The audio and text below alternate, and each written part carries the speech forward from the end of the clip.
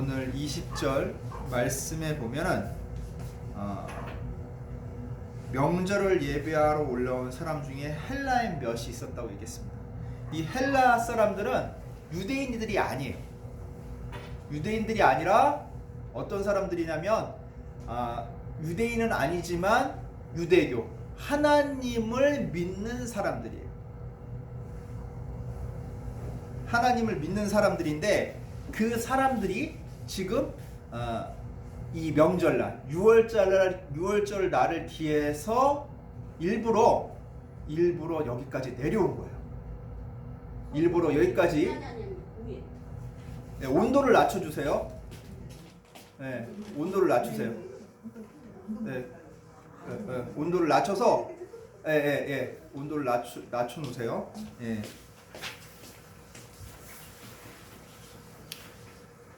유월절 날이 되어서 이 헬라인 사람들이 온 것은 그들이 비록 유대인은 아니지만 같이 그들과 그 유월절을 보낼 수는 없지만 하나님을 사모하는 마음으로, 주님을 사모하는 마음으로 온 사람들이에요. 이 사람들이 우연치 않게 예루살렘에 왔다가 누구의 소식을 듣냐면 예수님의 환영식을 보게 됩니다. 그 사람들이 뭐라 했어요? 호산나, 우리를 구원하소서. 지금 뭐예요? 예수님을 유대 사람들이 어떻게 여겼어요? 구세주로 여기는 모습을 보고 이들도 궁금증이 생긴 거예요. 도대체 저분이 어떤 분이길래 사람들이 구세주라고 저렇게 호산나, 자신들을 구해달라고 외치는 걸까?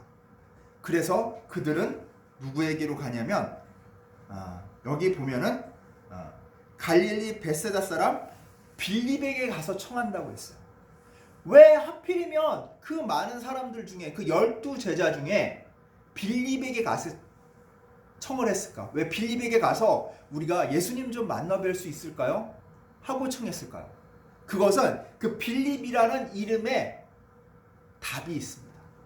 빌립은 유대식 이름이 아니에요.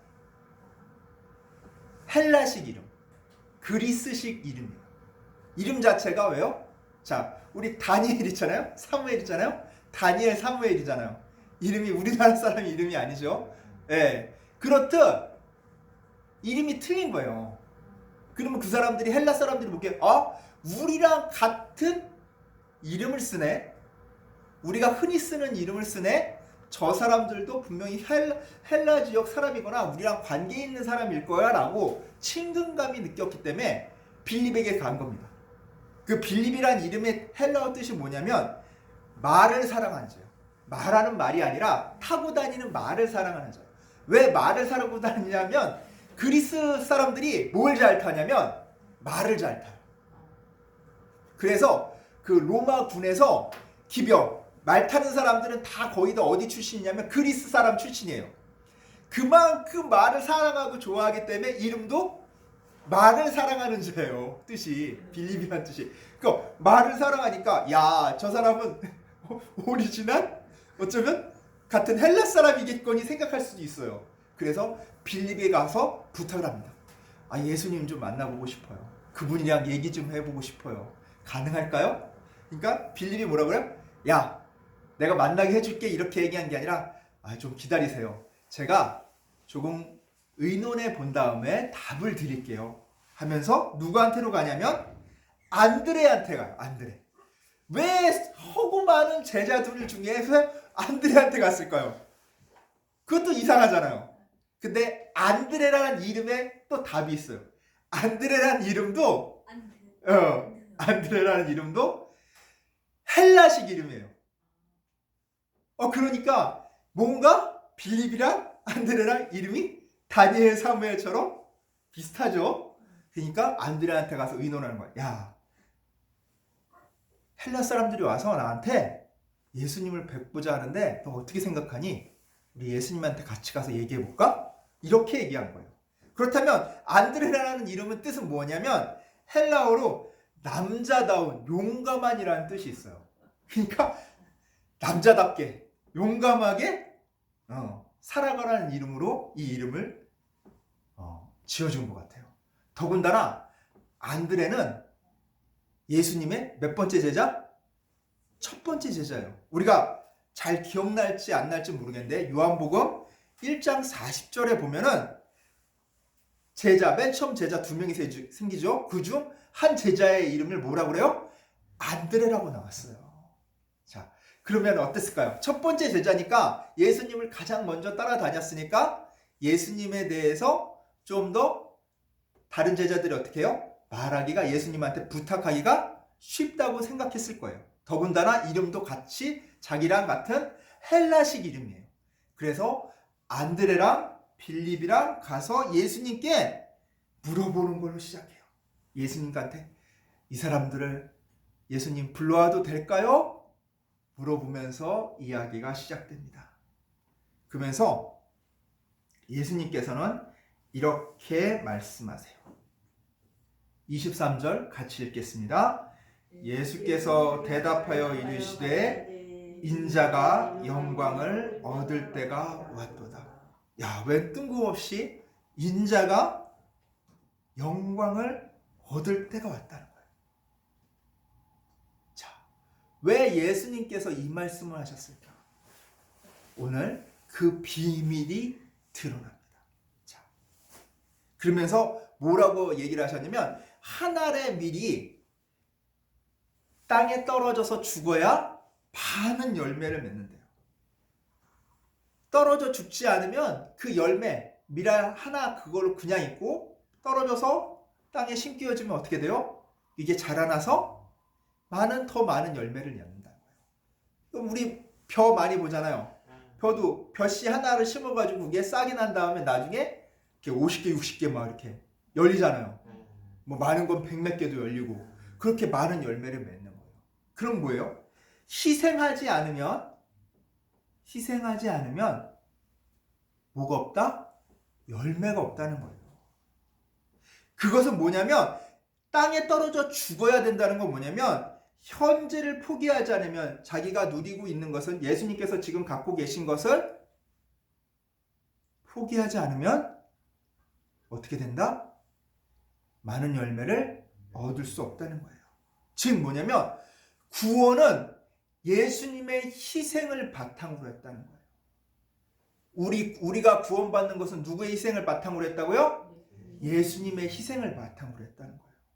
우리가 스스로 노력해가지고 열심히 하나님께 우리를 드려서 구원을 얻는 것이 아니라 우리가 어떠한 하나님 마음에 드는 일을 해서 구원을 얻을 수 있는 게 아니라 누구 덕분에?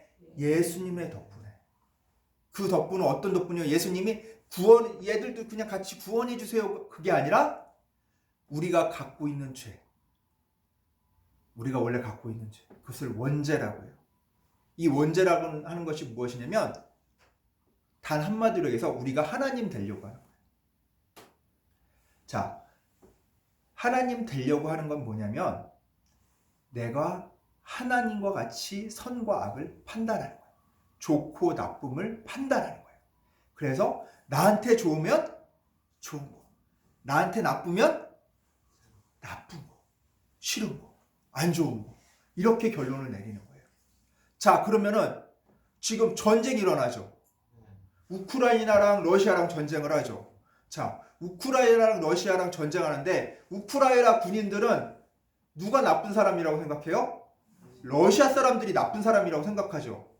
러시아 군인들은 누가 나쁜 사람이라고 생각해요? 우크라이나 그 군인들이 나쁜 사람이라고 생각을 하는 거예요. 서로 자기 입장에 따라서 좋고 나쁜 것이 어때요? 바뀌어요.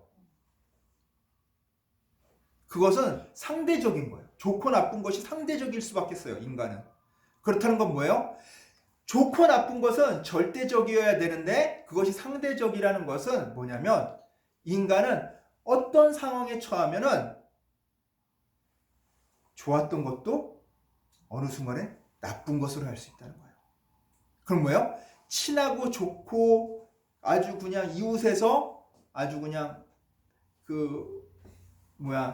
이웃 사촌이긴 하지만 친척들보다 더 사이좋게 지내다가도 땅 한 평 문제로 서로 뭐가 될 수 있어요? 원수가 될 수 있는 거예요. 그게 인간이에요. 그 사람들만의 특별한 일이 아니라 인간은 자신의 처지와 상황과 형편에 따라서 자기가 보는 것이 틀려져요. 좋고 나쁨을 보는 기준이 달라져요. 자기한테 이루어오면 어제까지만 해도 나빴던 것이 좋아지게 돼요. 어제까지만 해도 좋았던 것이 지금 상황에서 나한테 안 좋은 거면 나쁜 게 돼버리는 게 인간.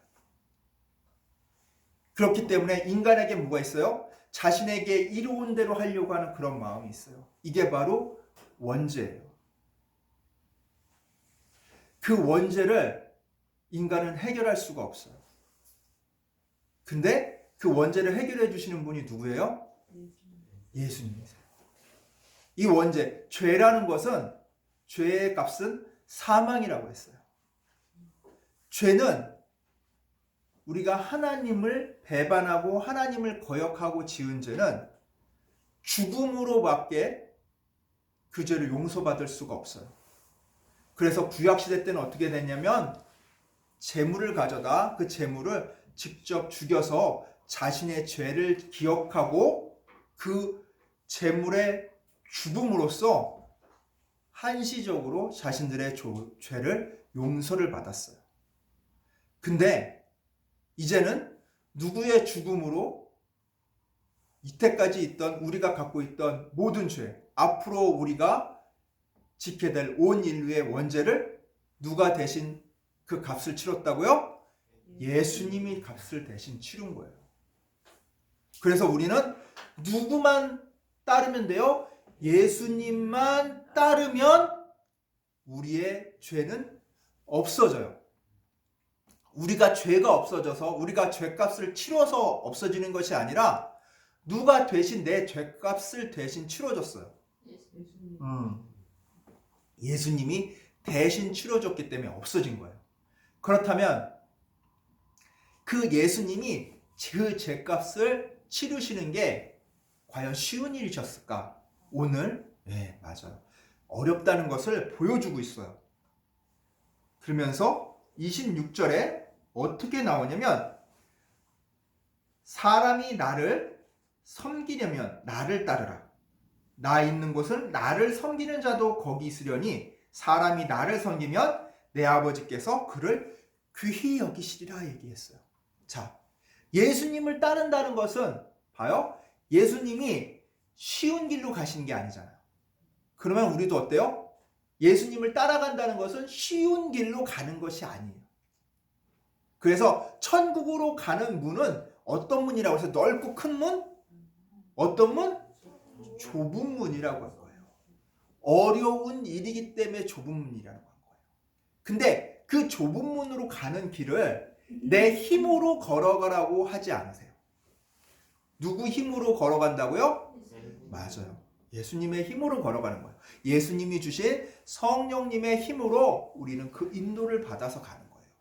결국 뭐가 중요해요? 내가 그 길을 가고자 하는 능력이 아니라, 갈 수 있는 능력이 아니라, 행함이 아니라 의지가 중요한 거예요. 하겠다는 마음이 중요한 거예요. 마음이 있어야 된다는 거예요. 하나님께서는 우리의 어떤 행함이나 하고자 해서 결과를 보시는 것이 아니라 우리가 그것을 하고자 하는 마음을 보세요. 예수님을 따라 살고자 하는 그 마음을 보시는 거예요. 우리가 예수님을 따라서 인생을 똑같이 예수님처럼 살아갈 수 있을까요? 없을까요? 없어요. 안타깝지만 없어요. 근데도 구원하시는 이유는 그렇게 제대로 따라가지 못하는데도 불구하고 예수님께서 우리를 탓하지 않으신 이유는 우리가 그만큼 연약한 존재라는 것을 아시기 때문이에요. 그리고 단 한 가지만 보세요. 그것을 넘어지고 쓰러지고 엎어지고 때로는 절망해서 그 길에 대해서 가지도 못하고 주저앉아 있을 때라도 예수님께서는 다시 일어나서 예수님 손 붙들고 갈 때까지 기다리세요. 그러면 그 손 붙들 수 있는 그런 마음은 누가 갖고 있어야 돼요? 우리가 갖고 있어야 돼요. 예수님은 손을 내밀고 있어요. 그러면 우리가 그 손을 잡아야 돼요. 잡아야 되는데 잡지 않고 버티면 어떻게 돼요? 어떻게 될까요? 아, 나는 못 가요. 안 되겠죠. 넘어지더라도 상관없어요. 잠시 힘들어서 예수님 손 놓칠 수도 있어요. 잠시 투정이 나서 예수님 손 뿌리치고 나 안 갈래요 하고 할 수도 있어요. 근데 그런 투정도 누구 앞에서 해야 돼요? 예수님, 주님 앞에서 해야 돼요. 주님 있을 때는 저 따라갈게요 하다가 주님 이제 안 보이는 것 같은데 하면서 싹 몰래 손 놓고 다른 길로 막 달려가면 돼요, 안 돼요? 안 돼요.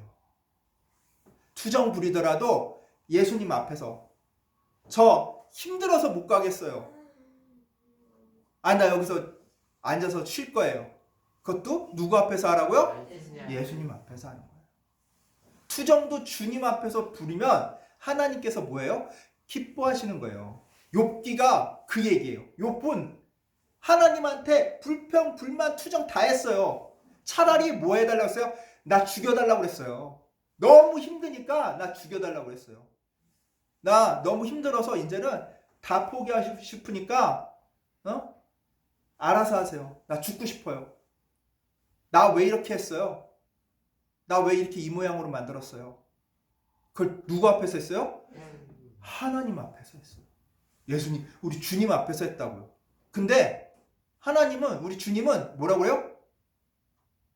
욥이 하나님 말씀을 잘 따른다고 그랬어요. 그리고 옳은 말만 계속했던 욥의 친구들한테는 욥한테 가서 너희가 욥더러 대신 잘못을 용서받을 수 있게 너희를 위해 중보 기도를 하라고 부탁하라고 얘기까지 했어요. 아니, 옳은 말, 좋은 말만 한 친구들인 주님께서, 하나님께서 인정하지 않으시고 오히려 하나님 앞에서 불평, 불만만 쏟아낸 누구를 인정했어요?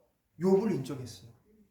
이것은 뭐냐면 어떤 일이 있어도 우리가 누구하고 함께 해야 된다고요? 맞아요. 우리 주님과 함께 해야 되는 거예요. 주님과 함께 하는 것이 곧 하나님을 기쁘게 하는 일이에요.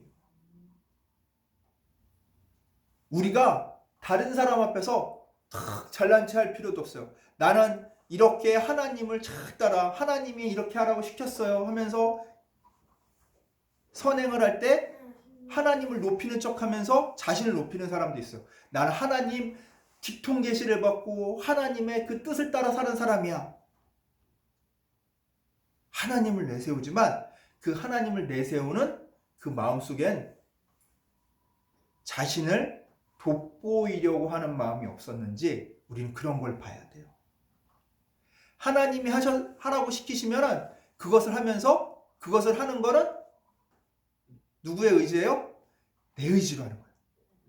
내 의지로 하나님을 따라가는 거예요. 따라가는데 그 따라가는 힘은 누가 줘요? 네, 주님이 주는 거예요. 그러면서 그 일을 행했어도 그 일을 이루었어도 결국엔 누구의 힘이에요? 하나님의 힘이에요. 주님의 힘이에요. 그래서 저는 아무것도 아니에요. 자신이 한 일이 없음을 깨달은 사람. 내가 정말 사람들이 볼 땐 큰 일을 이루었어도 그것은 내가 한 일이 아니라는 것을 아는 사람. 그런 사람은 하나님이 시키셔서 한 게 아니라 뭐라고 그래요? 하나님께서 다 하셨어요. 해주셨어요. 하나님께서 해주셨어요. 하나님께서 시키셔서 그 일을 이룬 것이 아니라 하나님이 다 해주셨어요. 뭐예요? 시켜서 했다는 것은 내 뭐가 들어가요? 공로가 들어가요. 나의 힘이 들어가요. 시키셔서 했는데 그 힘이 나에게서 나왔어. 그러니까 나는 좀 잘난 사람이야. 이게 들어가요. 근데 하나님께서 다 해주셨어요. 그럼 뭐예요? 제가 한 거 아니에요. 사람들이 제가 한 거로 착각하는데 그거 아니에요. 제가 한 거 아니에요. 이게 들어가 있는 거예요. 사람의 말이 한마디를 해도 그 안에 의미가 있어요. 뜻이 담겨져 있어요. 우리는 그것을 바로 바라볼 줄 알아야 돼요. 그럼 그것을 바라볼 줄 아는 사람들은 하나님 말씀을 어떻게 하는 사람? 사랑하는 사람이에요.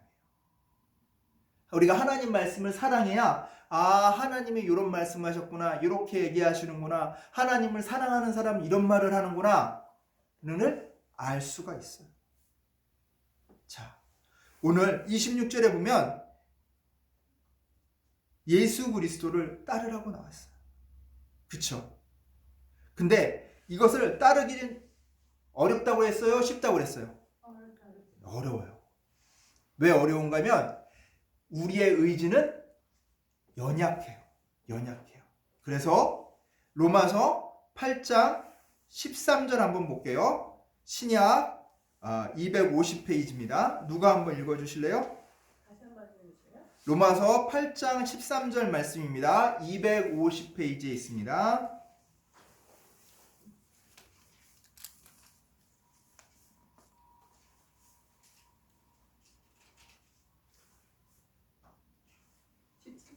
네.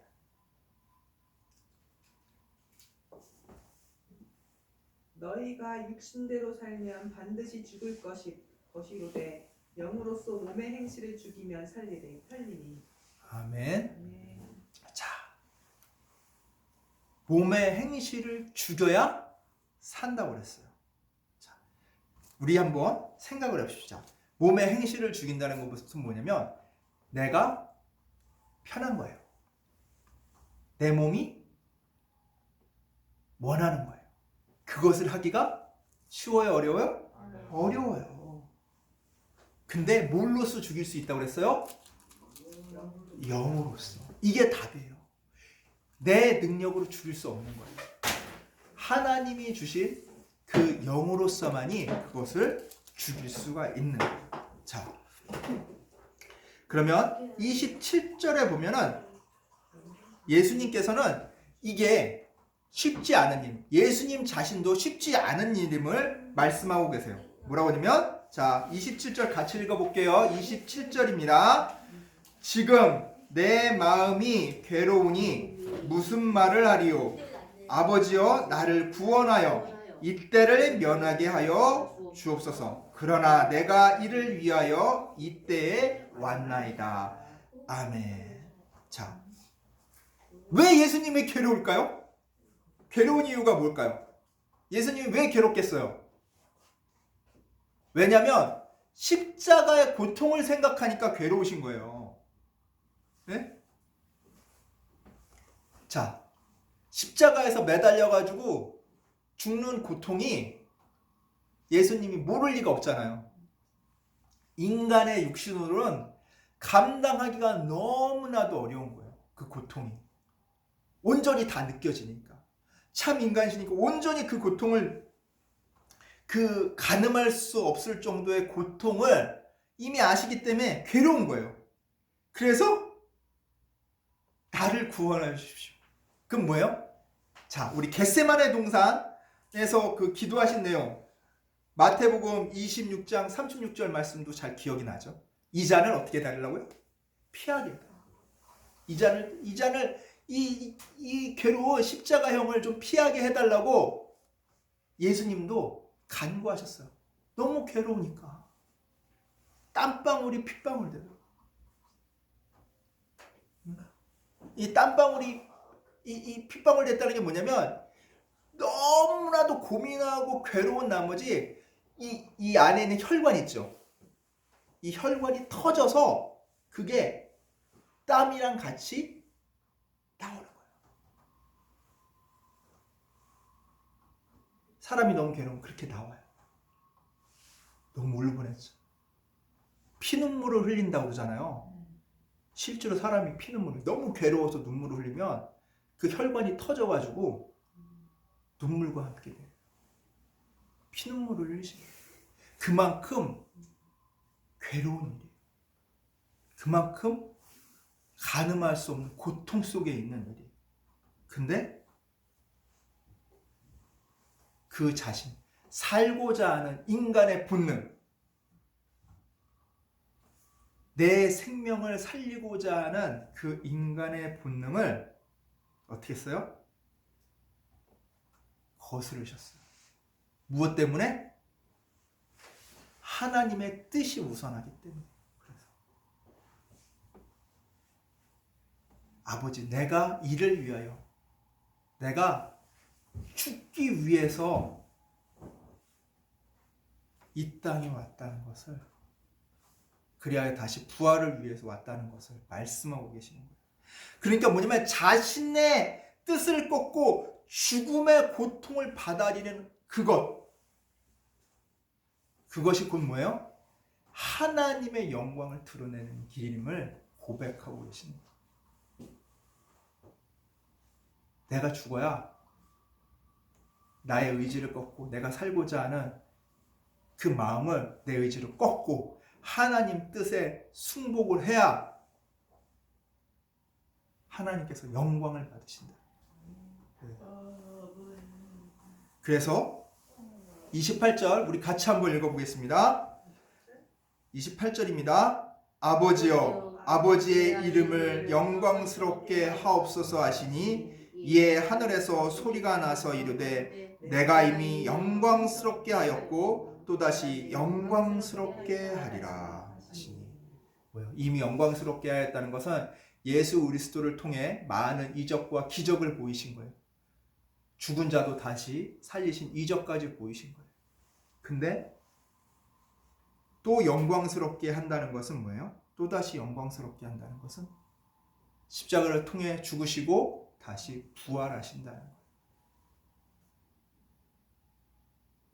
하나님께서는 이렇게 우리를 위해 독생자 외아들까지도 기꺼이 가장 큰 고통에서 죽음을 맞이하여 우리를 얼마나 사랑하시는지를 확증 보여주신 거예요. 야, 내가 가장 소중한 아들 너희를 위해 준다는 것을 보여주신 거예요.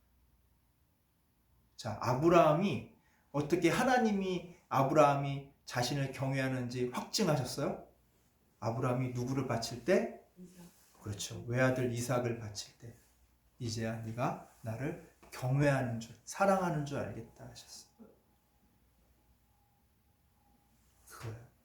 가장 소중한 것도 주님 앞에 드릴 수 있는 그것을 통해 사랑을 확증받았어요. 아브라함은.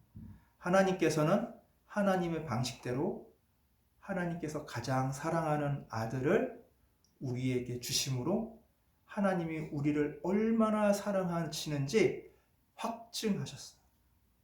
우리에게 보여주신 거예요. 예수님이 그렇게 안 돌아가셔도 하나님께서 길거리에 돌멩이더러 네가 세상 사람들 구원해라 하시면 할 수 있어요? 없어요? 할 수 있어요. 하나님께서 그렇게 시키시면 되는 거예요. 근데 굳이 예수님을 통해서, 하나님의 외아들 예수님을 통해서, 그 죽음을 통해서 우리를 구원하신 이유는 우리에게 당신의 하나님의 사랑을 확증하기 위해서, 얼마나 사랑하는지 보여주시기 위해서요. 십자가의 죽음, 그것은 우리에겐 하나의 큰 사건이에요. 가장 중요한 거예요. 왜? 하나님이 우리를 그렇게 사랑한다는 것을 무엇을 통해 우리는 알았어요? 십자가의 죽음을 통해서, 예수님께서 십자가의 죽으심을 통해서 우리는 알았어요. 누구 때문에? 우리 때문에. 누구를 위해? 우리를 위해. 우리의 영혼을 구원하기 위해. 우리의 죄의 문제를 해결하시기 위해 하나님의 사랑을 확증하신 거예요.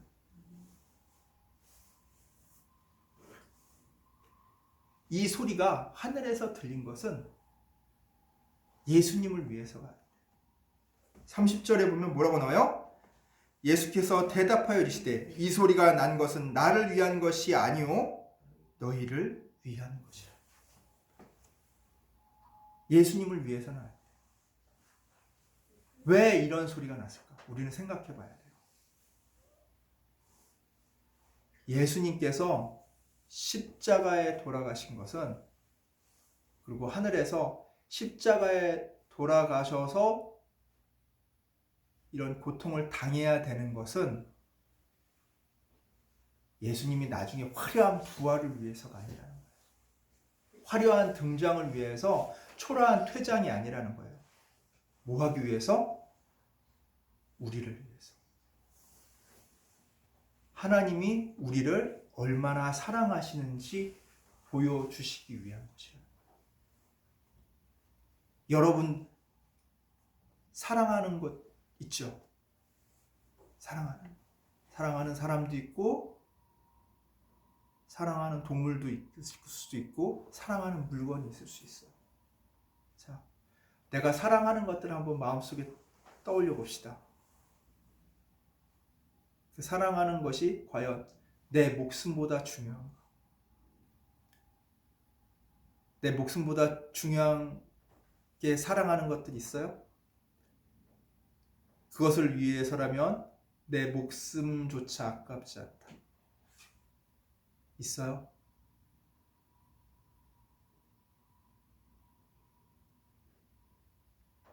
있어요?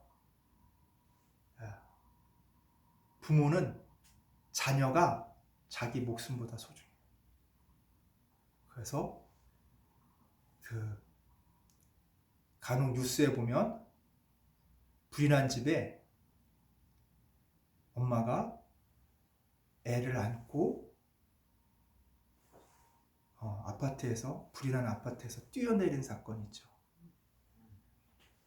아빠가 뛰어내린 사건이 있어요. 아빠가 뛰어내렸을 때, 아빠가 저기 뛰어내리면 그래서 살 수 있겠다 생각하고 뛰어내렸을까요? 아니에요. 나는 죽을 수도 있지만 누구를 살릴 수 있다? 아이를 살릴 수 있다. 그만큼 부모에게는 자녀가 그렇게 소중한 거예요. 그렇게 소중한 자녀를 희생하면서까지 사랑한다는 것은 어떤 거예요? 그보다 더 큰 사랑이 없는 거예요. 하나님은 그 사랑을 보여주셨어요.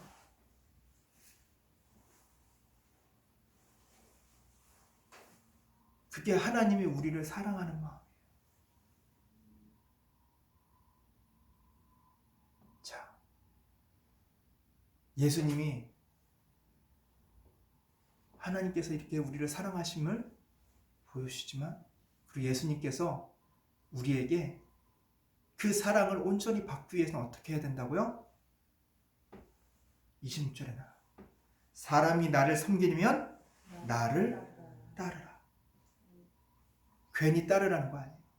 야, 나 따라서 죽어, 이 얘기가 아니에요. 나 따라서 힘든 일 해, 이 얘기가 아니에요. 나 있는 곳에 나를 섬기는 자도 거기 있다고 하셨어요. 나 있는 곳은 어디예요? 하나님 곁, 천국. 그곳에 예수님을 따르는 사람은 간다 못 간다? 간다는 거예요. 간다는 거예요. 예수님을 따르는 사람은 그 좋은 자리에 간다는 거예요. 예수님께서 우리에게 힘들게 세상 살라고, 괜히 네 한 몸 평안을 누리면서, 누릴 거 남 다 누리면서 다른 사람이 어떻게 되건 말건, 세상이 어떻게 되건 말건 내 유익을 위해서 그렇게 살아가라고 하지 않으시고, 너가 힘들더라도 손해보더라도 너의 본능, 자기 생명을 지키려는 너의 본능을 누르는 의지를 가지면서까지라도 예수님을 따르라고 하신 이유는 뭐냐? 그래야만 천국에 갈 수 있다는 거예요. 그래야만 하나님과 함께 할 수 있다는 거예요. 우리가 죄를 갖고 있는 이상, 죄와 동행하는 이상, 하나님 곁에 갈 수 없다는 거예요. 그렇기 때문에 그 죄랑 어떻게 해야 돼요? 우리는 관계를 끊어야 돼요. 그 죄랑 관계를 끊는 방법은 뭐예요? 몸의 행실을 죽이는 거예요. 나의 유익을 구하는 일이 아니에요. 나의 유익을 끊고 누구의 유익을 구해야 돼요? 하나님. 맞아요. 하나님의 유익을 구해야 돼요. 우리의 때, 우리의 뜻을 구하고 따라 사는 게 우리의 본성이에요. 본능이에요. 근데 우린 예수 그리스도로 말미암아 하나님의 때와 하나님의 뜻에 따라 살아갈 수 있게 되었어요. 누굴 졸졸졸졸졸졸 따라가면 돼요? 예수님이 하신 대로 따라가면 돼요. 그렇게 해서 예수님의 하라고 하신 대로 따라가는 삶이 영생과 구원을 얻는 삶임을 우리는 알았어요. 자, 예수님께서 이 땅에 피 흘리셔서 우리에게 구원을 주신 것처럼 우리도 무엇을 해야 돼요? 이제는 내 유익을 구하는 삶이 아니라 하나님의 유익을 구하는 삶을 살아야 돼요. 누구처럼? 예수님처럼. 예수님을 따르려는 사람들은 그렇게 살아야 된다는 거예요. 그게 무엇을 가지고 살아야 돼요? 그렇게 하려면 하나님의 능력이 내게 임해야 돼요. 하나님의 능력이 내게 임하려면 어떻게 해야 돼요? 내가 하나님을 따르려는 의지가 있어야 되는 거예요. 그 의지가 없으면 하나님의 능력이 임하지 않아요. 언제나 늘 불평도 누구 앞에서? 주님 앞에서. 좋은 일 있어도 누구 앞에서? 주님 앞에서. 모든 일을 주님과 함께하며 살아가는 우리 주찬양교회 성도님들 되시기를 간절히 축원합니다. 기도하겠습니다. 사랑과 은혜가 가득하신 하나님 아버지, 감사합니다. 육신의 원함을 버리고 하나님이 원하심을 이루기 위한 힘과 확신을 주시는 하늘의 소리를 다른 누구도 아닌 우리를 위한 것이라고 주님께서 말씀해 주셨습니다. 우리도 그런 힘과 확신을 가지고 주님을 따라 살아가는 저희들 되게 하여 주시옵소서. 그리하여 우리의 때와 우리의 뜻에 따라 사는 그런 삶이 아니라 하나님의 때와 하나님의 뜻에 따라 사는 그런 삶 살게 하여 주시옵소서. 그리하여 영생과 구원의 길로 우리가 벗어나지 않도록 주여 이끌어 주시옵소서. 이제 예수 그리스도께서 피 흘리심의 그 뜻이 하나님 말씀에 순종이 있음을 우리가 다시 한번 깨달았사오니 예수 그리스도를 본받아 죽음도 내거는 순종을 통해 주님의 영광을 위해 사는 삶 되도록 주여 우리를 이끌어 주시옵소서. 감사드리며 우리 주 예수 그리스도의 이름으로 기도드리옵나이다. 아멘. 찬송